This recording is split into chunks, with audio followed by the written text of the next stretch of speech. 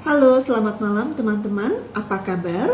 Malam hari ini kita masuk ke episode yang ke-71 dan saya mengambil judul Succession Planning itu adalah ilusi kalau belum pernah diuji. Jadi succession planning itu adalah ilusi kalau belum pernah diuji.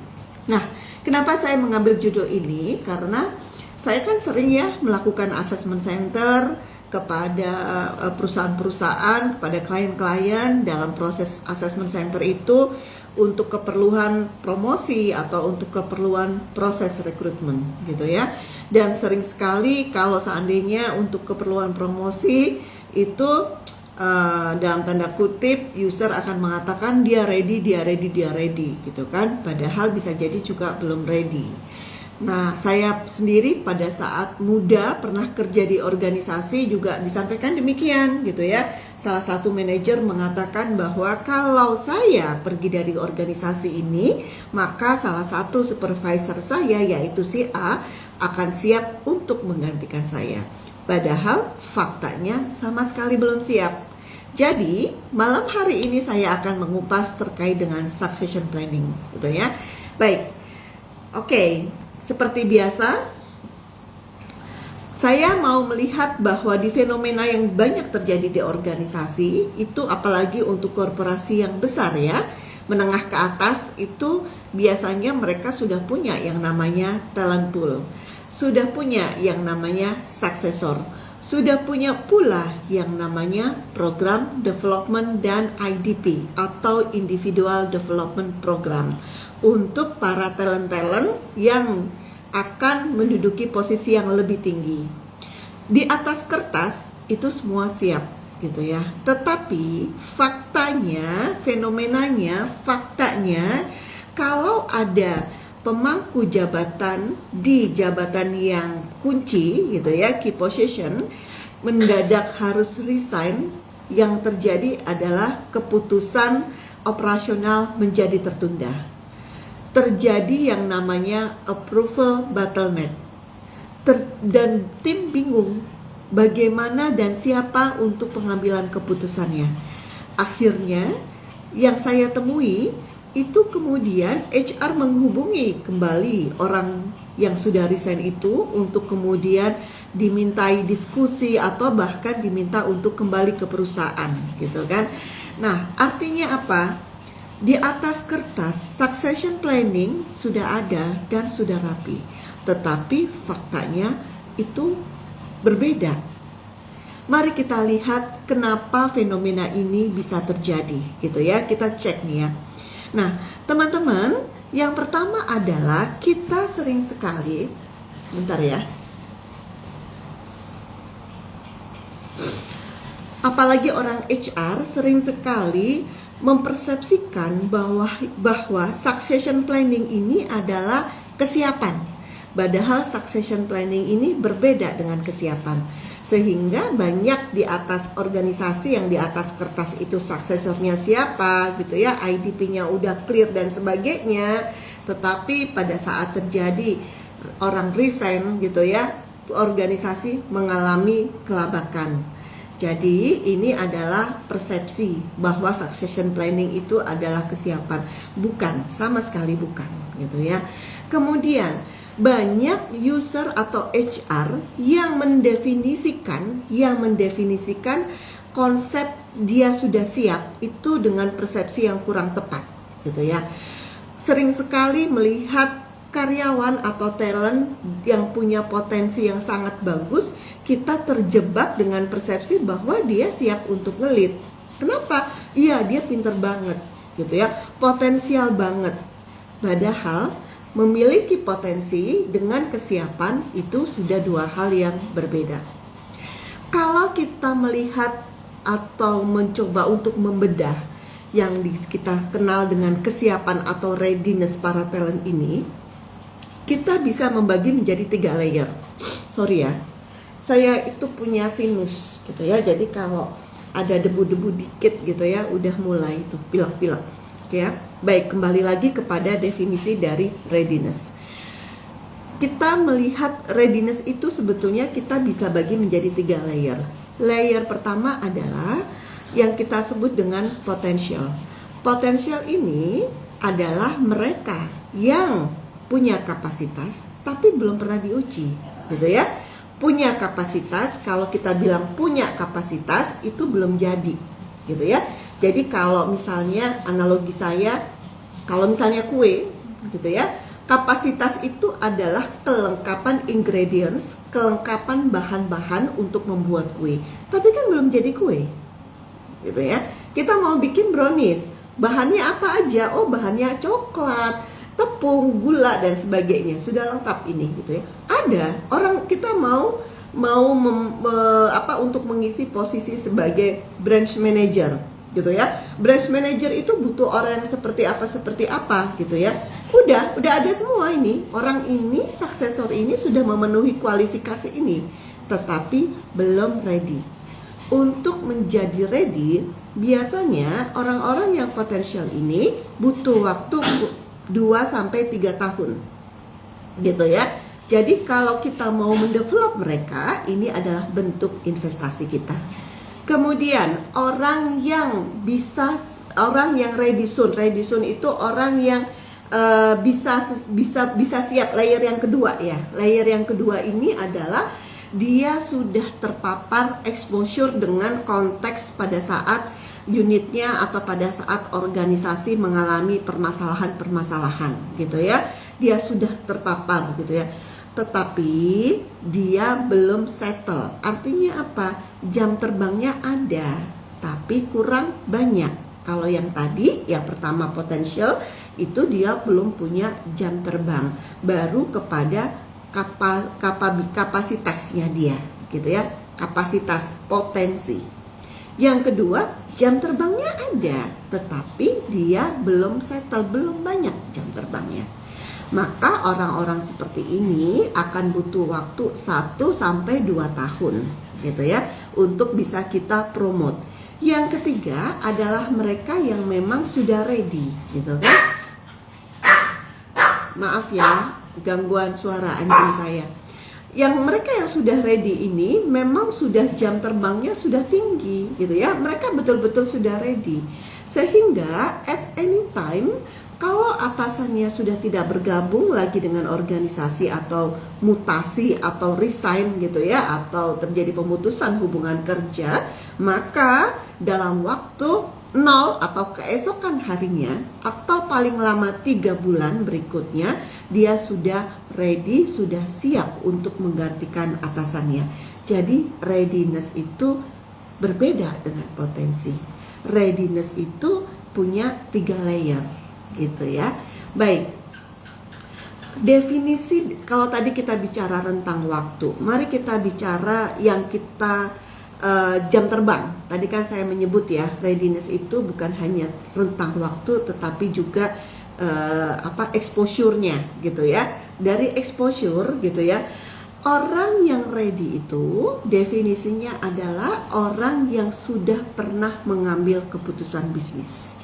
1, gitu ya, sudah bisa mengelola atau dalam kesehariannya sudah bisa mengelola dinamika pada saat berinteraksi dengan stakeholders dengan berbagai stakeholders dan kepentingannya, gitu ya. Yang kedua, yang ketiga, dia sudah menghadapi risiko nyata. Artinya apa?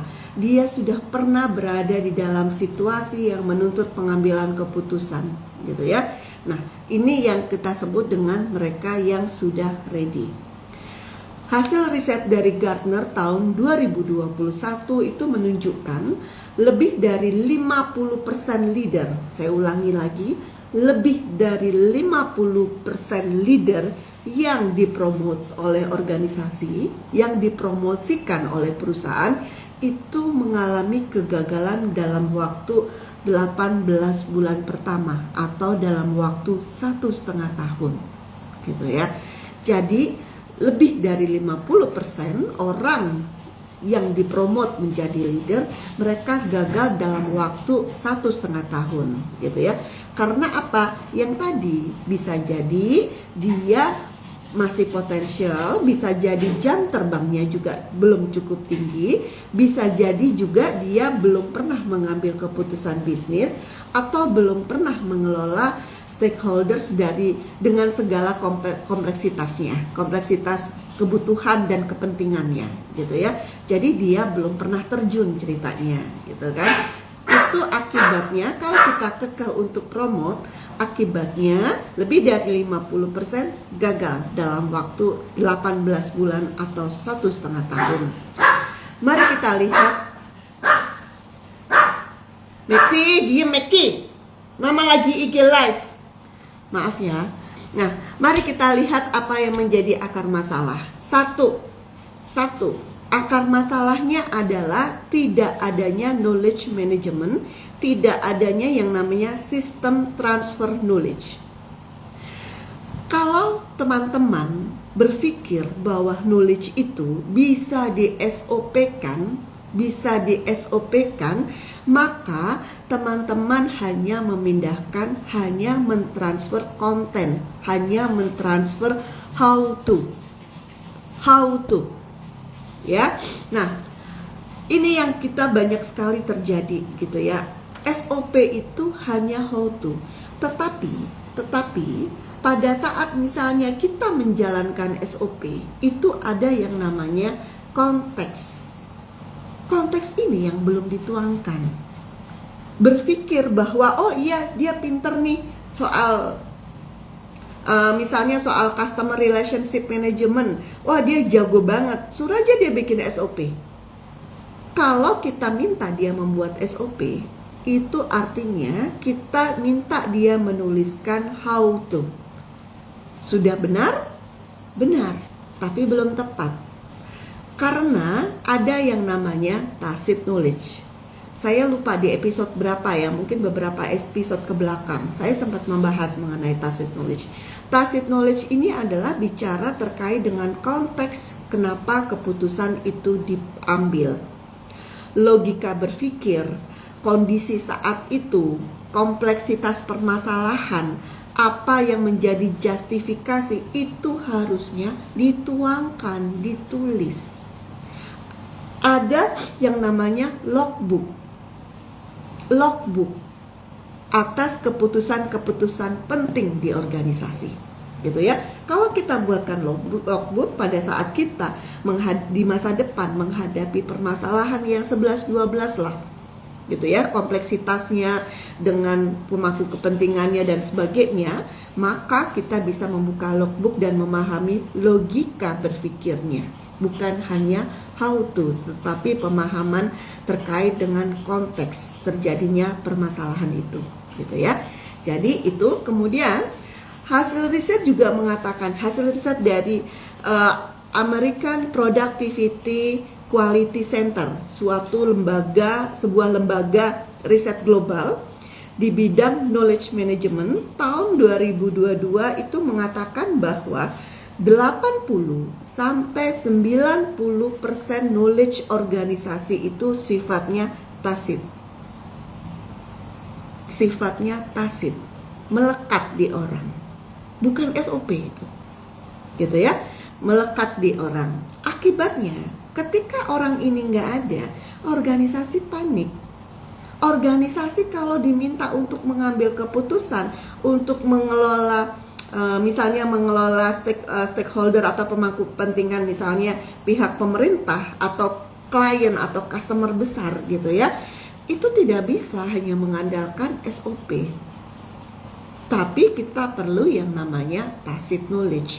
Dan organisasi itu 80-90%-nya itu adalah pengetahuannya itu adalah tacit knowledge, tidak terdokumentasi dan itu melekat di individu ya.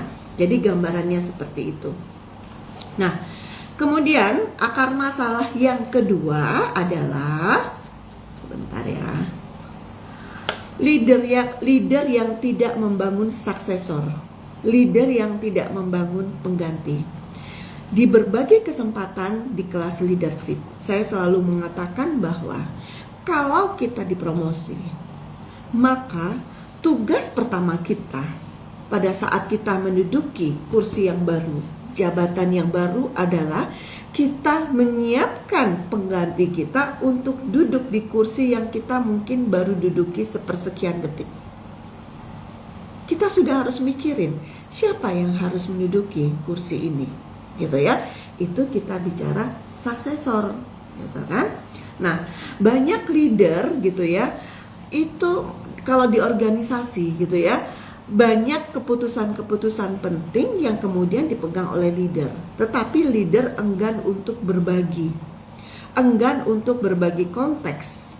Kalau konten, kita how to, kita bisa melihat ke SOP.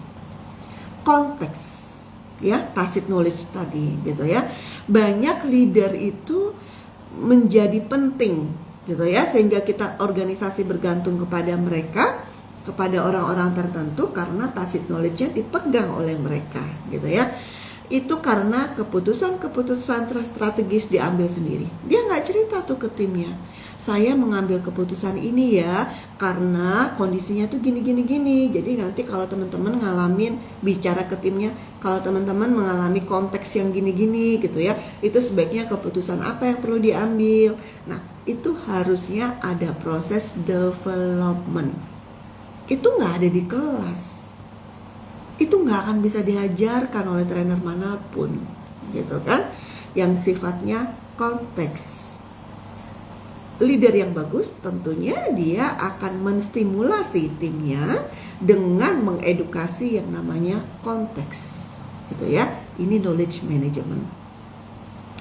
Nah, kalau leadernya, jadi kalau kesehariannya dia pasti hanya delegasi pekerjaan yang rutin, nggak melibatkan tim untuk keputusan penting, tidak memberikan ruang bagi timnya untuk mengeksplorasi gitu ya, atas masalah-masalah yang genting yang butuh keputusan. Karena memang faktanya kadang-kadang gitu ya, kalau kita minta kepada tim untuk menyelesaikan atau kita mengeduket mereka terkait dengan konteks, lama. Harus jujur diakui, lama gitu. Saya aja kadang-kadang gemes gitu ya. Kadang-kadang ya udahlah gue selesaikan sendiri, supaya apa? Supaya KPI-nya cepat selesai, supaya masalah cepat selesai gitu ya. Tapi mau nggak mau sebetulnya itu juga harus kita lakukan gitu ya, supaya succession planning kita bukan hanya indah di atas kertas gitu ya. Nah, kemudian akar masalah yang ketiga, KPI yang tidak mendukung sustainability. KPI di banyak organisasi, bahkan saya punya buku KPI itu ada 5 kali ya, 5 tuh dirak gitu ya, yang hanya bahas khusus tentang KPI gitu ya. Kalau ditambah OKR bisa 7 tuh bukunya gitu ya.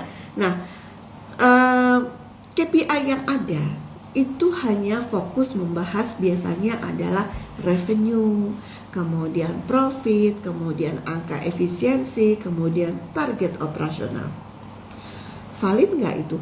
Valid banget gitu ya. Kita memang harus fokus kepada output.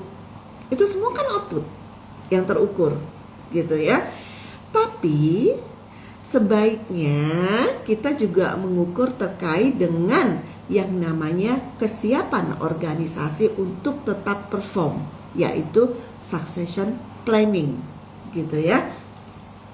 Kalau kita mengukur yang namanya output, ada sih, saya sendiri, ini saya cerita pengalaman saya ya, dan hari ini juga masih banyak sekali terjadi di organisasi.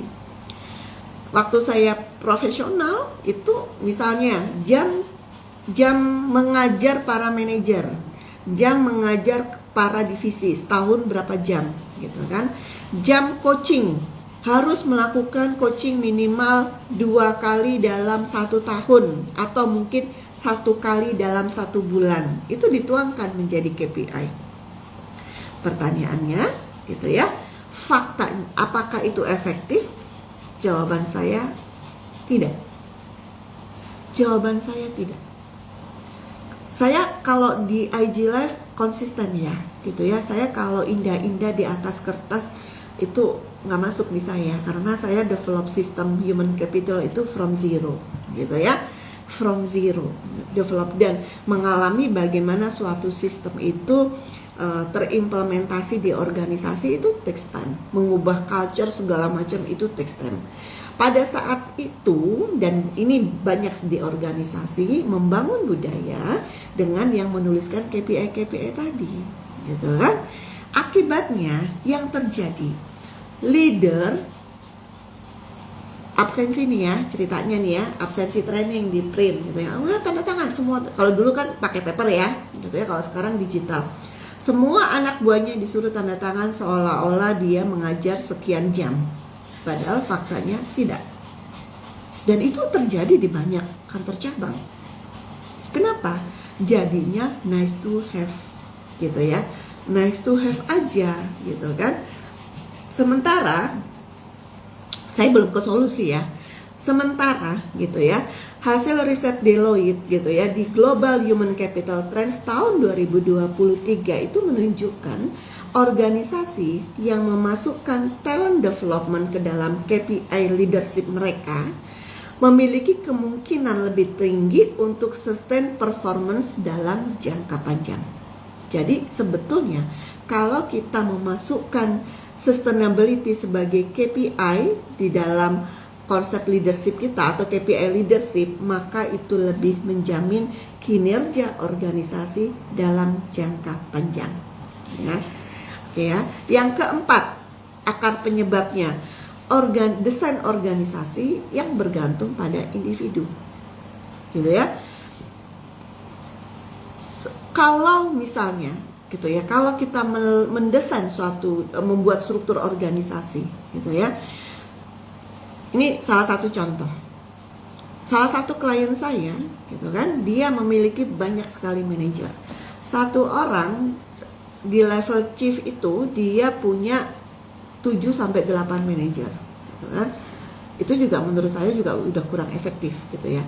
Nah, tetapi proses pengambilan keputusan harus dari si atasannya ini.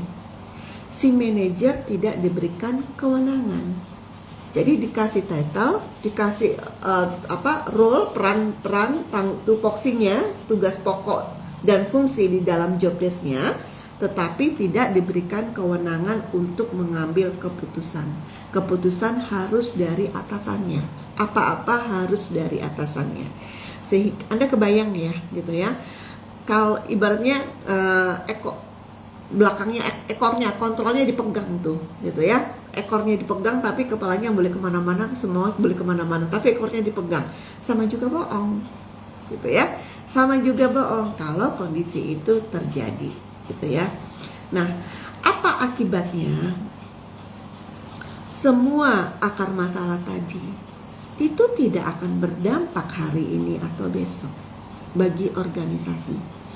Besok, bulan depan, 3 bulan kemudian, organisasi mungkin masih baik-baik saja, gitu ya. Tetapi begitu key person yang menduduki key position tadi tiba-tiba, mohon maaf ya, meninggalkan jabatannya dengan berbagai macam alasan karena berbagai macam penyebab, maka disitulah organisasi akan mengalami goncangan, gitu ya. Organisasi akan mengalami goncangan sehingga timelines mundur, KPI nggak achieve, proses koordinasi kacau, proses pengambilan keputusan juga akan mengalami bottleneck, ya. Jadi itu yang kalau kita sebut ya kayak semacam disrupsi bisnis lah ya di organisasi, gitu kan. Itu konsekuensinya, gitu ya. Organisasi akan mengalami disrupsi secara bisnis. Yang kedua, konsekuensi yang kedua, kehilangan peluang bisnis, gitu ya. Misal gitu ya, kalau kita melihat bisnis itu memiliki banyak peluang-peluang, memiliki banyak data, gitu ya. Tetapi kalau kita tidak mengeduket atau kita tidak membentuk suksesor yang tepat, gitu kan, akibatnya gitu ya, ketika bisnis mengalami masalah atau ada peluang bisnis yang harusnya organisasi langsung tangkap peluang itu, gitu ya, maka akan mengalami yang namanya kelambatan. peluang nggak diambil, keputusan penting ditunda gitu ya. Kompetitor tuh lebih satset misalnya gitu ya. Jadi oh ini nih terkait dengan ekspansi market, datanya ada, analisisnya lengkap, tapi tidak ada yang percaya diri untuk mengambil keputusan, maka akan kalah oleh kompetitor. Momentumnya akan terlewat begitu saja ya. Jadi di banyak kasus bisnis itu tidak kalah karena salah mengambil keputusan, tetapi karena bisnis tidak ada keputusan, karena tidak ada orang yang cukup percaya diri untuk mengambil keputusan dan berdasarkan pemahaman atas risiko-risiko yang ada. Kemudian akar masalah yang ketiga itu adalah leadership bottleneck, yang tadi ya, keputusan yang ada di dalam satu titik atau satu orang. Masalah yang keempat adalah terkait dengan hidden risk, risiko-risiko yang tidak terlihat.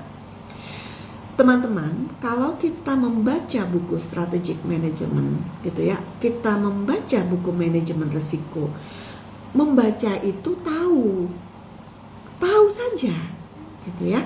Tetapi untuk bisa tahu itu, untuk bisa kita memiliki concern atau sense of awareness bahwa this is risk gitu ya, itu kita butuh yang namanya praktek. Kita butuh yang namanya berada di dalam situasi atau kondisi atau permasalahan yang real. Kita butuh itu gitu ya. Nah, kalau kita hanya berpegang kepada, kalau kita tidak membentuk succession planning yang tepat, maka yang terjadi kita mungkin hanya mengandalkan SOP. Ingat ya, SOP itu konten. Hari ini kalau sekedar how to, mohon maaf gitu ya, Anda buka handphone, Anda masuk ChatGPT, Anda masuk tanya ke AI, how to itu sudah bebas, ada di mana-mana, bisa diakses oleh siapapun, free lagi. Jadi hari ini yang mahal adalah tacit knowledge. Hari ini yang mahal adalah konteks pemahaman kita, jam terbang kita, gitu ya, terkait dengan konteks permasalahan dan konteks pengambilan keputusan. Jadi yang keempat adalah hidden risk. Mari kita sekarang menginjak kepada solusi. Solusi kita apa nih, gitu ya? Kalau kita mau membuat succession planning yang bagus di organisasi. Yang pertama, kita harus menguji suksesor-suksesor yang sudah kita siapkan di atas kertas itu dengan uji readiness. Apa tuh uji readiness? Asesmen kompetensi kah? Gitu ya, asesmen center kah? Ya bisa juga gitu ya. Nah, kalau kita menguji readiness itu gitu ya, kita harus melakukan apa nih gitu kan? Kita harus menyiapkan misalnya gitu ya, kita harus menyiapkan peran-peran di mana kita harus dalam tanda kutip mulai menerjunkan mereka untuk mendapatkan jam terbang terkait dengan konteks. Menerjunkan mereka ketemu langsung dengan stakeholders, ketemu langsung dengan permasalahan, ajak diskusi, pahami logika berpikir konteks. Sekali lagi ya, konteks very important. Kalau teman-teman hanya mengandalkan how to, apalagi cuman ijazah yang mengajarkan how to, hari gini nggak relevan, kurang relevan, bukan nggak relevan, kurang relevan lagi ya. Jadi mulai kita letakkan suksesor kita pada kondisi-kondisi real, permasalahan real, dan berkomunikasi langsung dengan para stakeholders yang penting, yang strategis gitu ya. Mulai kita delegasikan mereka untuk mengambil keputusan, untuk memahami risiko-risiko. Jadi itu harus dilatih intinya. Kita bikin latihan pada kondisi real. Kalau nggak dilatih, ilmu itu kalau sekedar tahu, sekedar baca, itu useless. Hari gini kita nggak nyimpen banyak memori tentang how to. Di handphone kita banyak ini, gitu ya. Tapi lebih kepada konteks, ya untuk membangun tacit knowledge. Maka kita mulai terjunkan suksesor kita supaya punya jam terbang, supaya jam terbangnya pun semakin banyak, gitu kan. Kemudian satu, yang pertama tadi ya, kita menguji readiness, membangun readiness, bukan menguji, membangun readiness. Yang kedua adalah kita mulai melakukan transfer knowledge, tacit knowledge khususnya, gitu ya. Misalnya, gitu ya. Misalnya, kenapa keputusan yang strategis itu diambil? Ingat ya, keputusan yang sama kadang-kadang kalau konteksnya berbeda itu bisa salah loh. Konteksnya sama, keputusannya, masalahnya ada konteks, ada masalah. Konteksnya sama, masalahnya berbeda, bisa jadi keputusannya sama. Bisa jadi. Ini logika berpikir aja ya. Konteksnya berbeda, masalahnya sama, bisa jadi keputusannya berbeda. Konteksnya berbeda, masalahnya berbeda, tentu akan membutuhkan keputusan yang berbeda. Itu jadi kayak diagram gitu ya, kayak matriks gitu loh, gitu ya. Saya nggak bikin loh, ini baru keluar. Catatan saya nggak ada soalnya ya. Jadi intinya logika berpikir kita seperti itu, gitu ya. Jadi mengambil keputusan itu dari masalah dan segala macam resikonya, kemudian pemahaman kita dengan konteks ini adalah para pemangku kepentingan dengan segala macam kepentingannya, gitu ya, dengan segala macam kepentingan dan apa yang harus kita deliver, gitu ya. Jadi pengambilan keputusannya itu agak panjang lah untuk kita memperhitungkan risiko-risiko, termasuk kita bicara contingency plan nanti kalau seandainya keputusan kita kurang tepat, ya. Itu jam terbang. Kemudian, gitu ya, kita mengubah KPI leadership kita yang tadi, gitu ya. Mulai tuh, gitu kan, tambahkan di dalam KPI leader apa? Satu, gitu ya, misalnya dia harus KPI-nya misalnya berapa persen posisi kritikal di unit organisasinya yang dia sudah punya suksesor yang sudah ready, yang layer ketiga, gitu ya. Kemudian berapa lama dia suksesor di tempatnya dia itu ready, kalau dia kalau layernya layer ke-1 dan kedua, dan berapa kandidat yang siap untuk menjadi suksesor. Ini harus kita taruh di dalam KPI-nya leader. Supaya apa? Supaya leadernya mikir, gitu ya. Itu harus masuk KPI, nggak bisa omong-omong doang. Kenapa?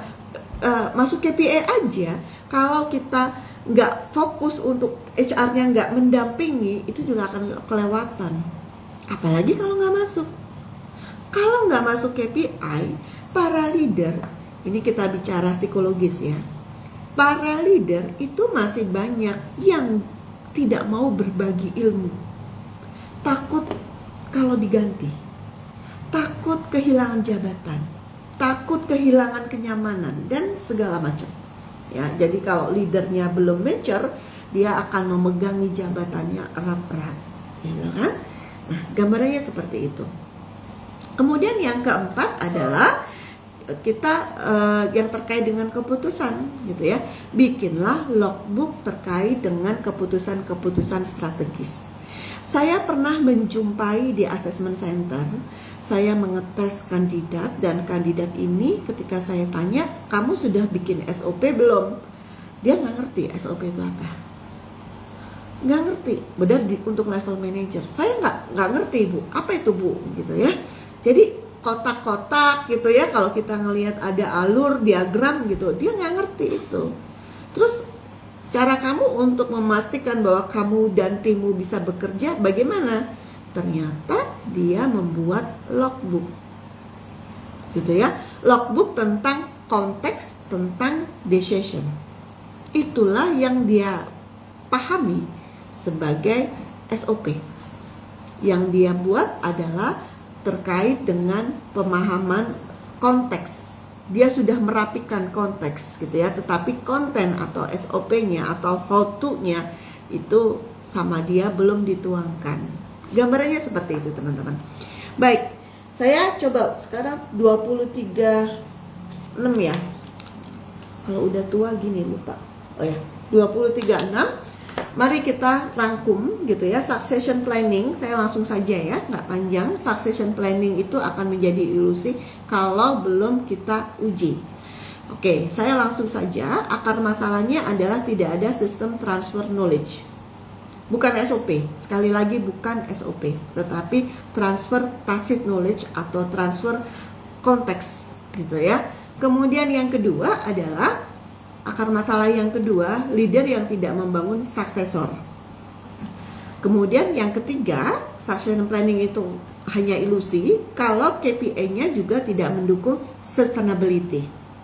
Dan yang keempat, kalau organisasi desain juga masih bergantung pada satu orang, tidak ada matriks otorisasi, tidak ada pembagian kewenangan gitu ya. Itu masalah yang keempat.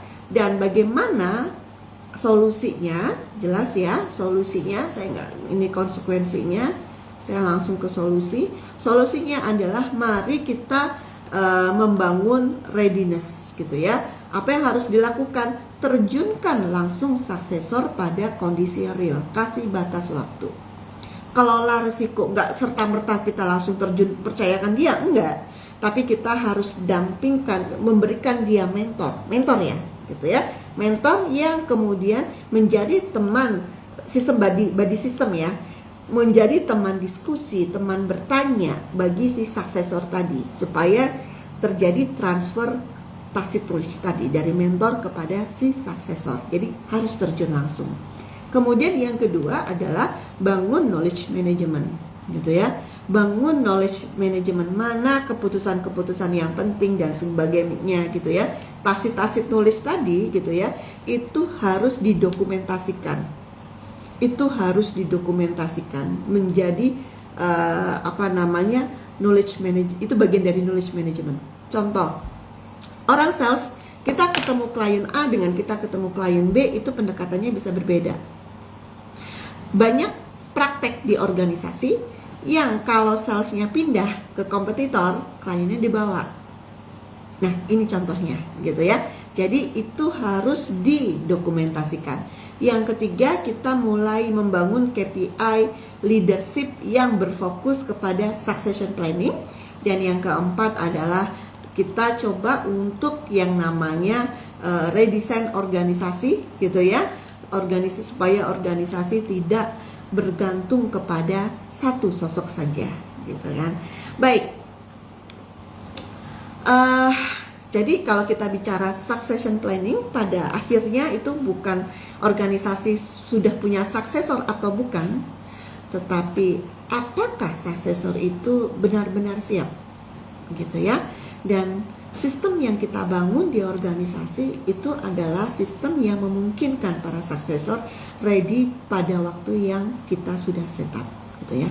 Karena organisasi yang kuat bukan bergantung pada orang yang hebat gitu ya, tapi yang tetap berjalan bahkan ketika orang hebat itu sudah tidak ada lagi di dalam organisasi. Itu ruh dari succession planning. Baik, itu saja teman-teman dari saya. Semoga IG Live malam ini bisa memberikan insight bagaimana kita membangun sistem yang memastikan organisasi kita bisa sustain dan memiliki profit dalam jangka panjang. Itu saja dari saya, semoga bermanfaat dan sampai jumpa di episode yang berikutnya. Terima kasih, selamat malam. Saya izin close ya.